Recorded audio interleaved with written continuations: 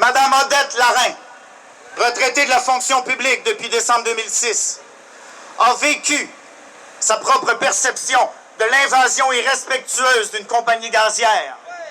Épouse, mère de 2 enfants, grand-mère de 7 petits-enfants, elle est la voisine d'un puits de gaz de schiste depuis juin 2007. Elle est devenue récemment conseillère municipale et elle mène un combat de tous les instants pour faire respecter son milieu de vie et celui des siens. Voici son témoignage. Mesdames, Mesdemoiselles, Messieurs, Odette Larin.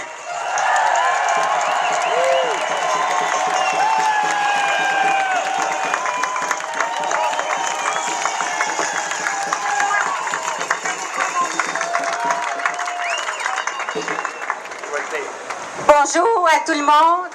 Merci d'être ici en aussi grand nombre. Il faut que je le dise. Jamais j'aurais cru un jour que je pourrais être aussi fière d'être québécoise.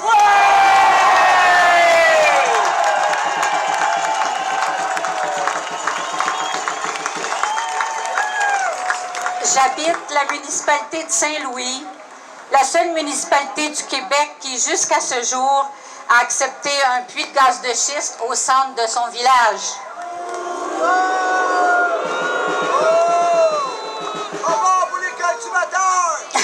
Même si l'exemple peu reluisant de Saint-Louis ne doit pas être imité, il y a fort à parier que ce ne sera pas une exception.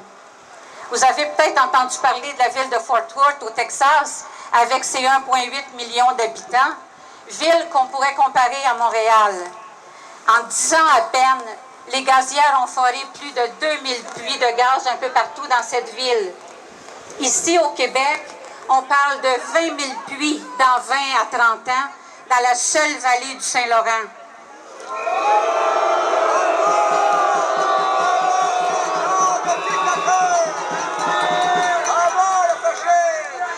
Combien y en aura-t-il à Montréal? Combien à Saint-Louis? Combien dans votre municipalité?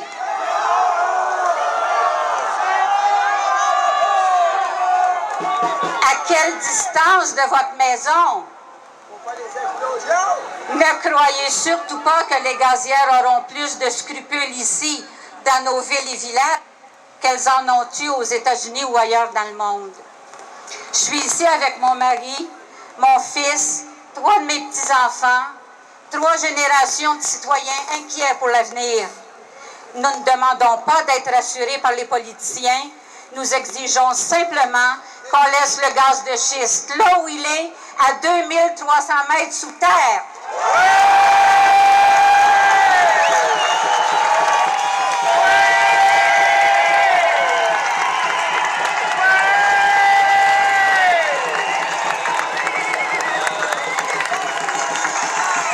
Je connais bien toutes les nuisances causées par le forage d'un puits de gaz de schiste, car nous en avons un à 100 mètres de notre résidence.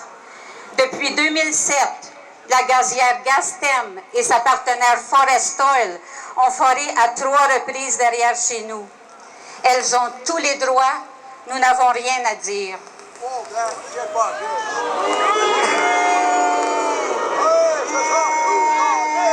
À l'automne 2008, nous avons vécu une fracturation hydraulique et tous les travaux qui y sont reliés pendant 93 jours, 7 jours sur 7, 24 heures sur 24.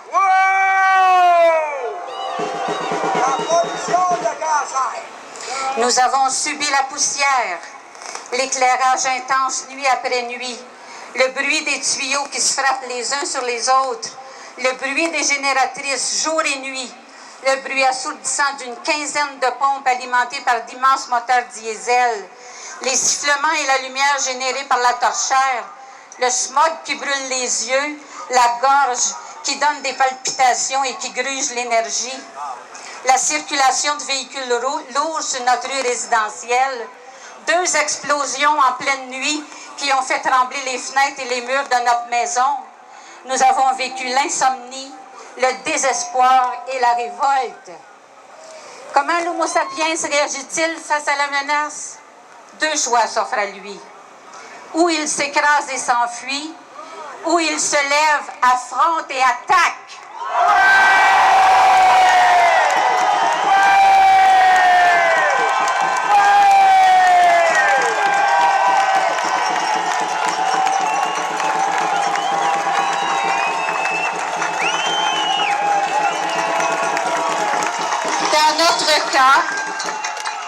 Dans notre cas, cette révolte nous a conduits à l'affrontement, à porter notre cause devant les tribunaux et à sortir de chez nous avec nos pancartes pour crier haut et fort notre indignation. Pour nous, c'est une question de dignité.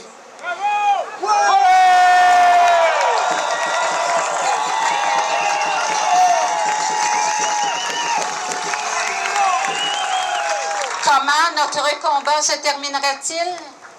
Nous verrons bien, mais nous serons debout et libres de nous exprimer sans bâillon.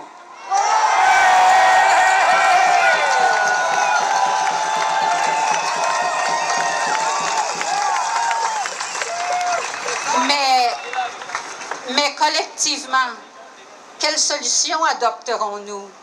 La fuite ou l'affrontement? Il est urgent que nous trouvions une réponse et agissions en conséquence, car la menace est extrêmement forte et bien organisée. Chez nous, à Saint-Louis, Gaston et Forestol ont fait preuve d'un manque total de respect envers les citoyens en forant aussi près des habitations. Mais qu'est-ce qui compte pour les gazières? Le bon voisinage ou le profit? Sans hésitation, je pointe la vie chambardée des voisins qui se transforme en véritable cauchemar ne les émeut absolument pas. Et si vous les laissez s'installer, elles poursuivront leurs travaux pendant plusieurs années, voire même des dizaines d'années, aussi longtemps en fait qu'il y aura du gaz à siphonner du sous-sol. Elles sont avares d'informations sur la durée des travaux et sur le nombre de puits qu'elles creuseront sur chaque site.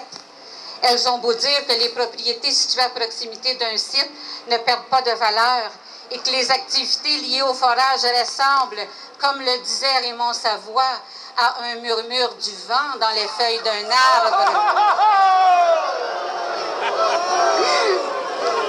Mais j'ai un moineau! Mais ne les croyez surtout pas, car le murmure ressemble plus à l'enfer qu'au paradis, et il conduit lentement mais sûrement vers l'abrutissement et la destruction totale de toute qualité de vie. Mon mari et moi le savons très bien. Parlez-en aussi à ceux qui vivent à proximité d'un puits. Ils vous diront que la nuisance est nettement supérieure aux quelques dollars empochés, qu'elle est démesurée, inacceptable et qu'elle ruine la vie. Pour les gazières, le profit, c'est tout ce qui compte, pas pour améliorer la vie des Québécois, mais pour enrichir davantage leurs actionnaires.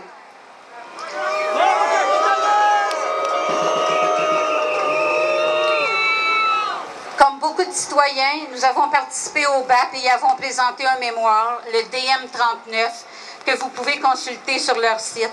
Avec un peu de recul et avoir évolué le dossier, je ne suis pas sûre que cet exercice en valait la peine. Cela aura servi simplement à rassurer une grande partie de la population et à faire taire la grogne. Dans le dossier des gaz de schiste, nous, citoyens du Québec, devons nous lever, nous mobiliser et nous battre.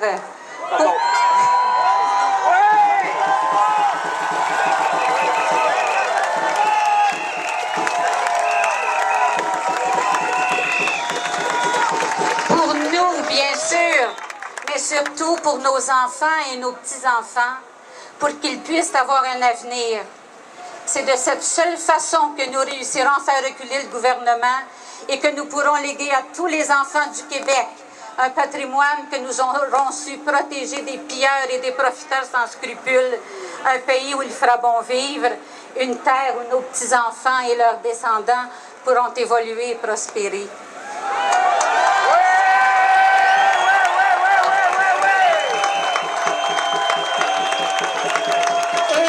Et c'est aussi l'avenir que je nous souhaite à tous et chacun. Merci.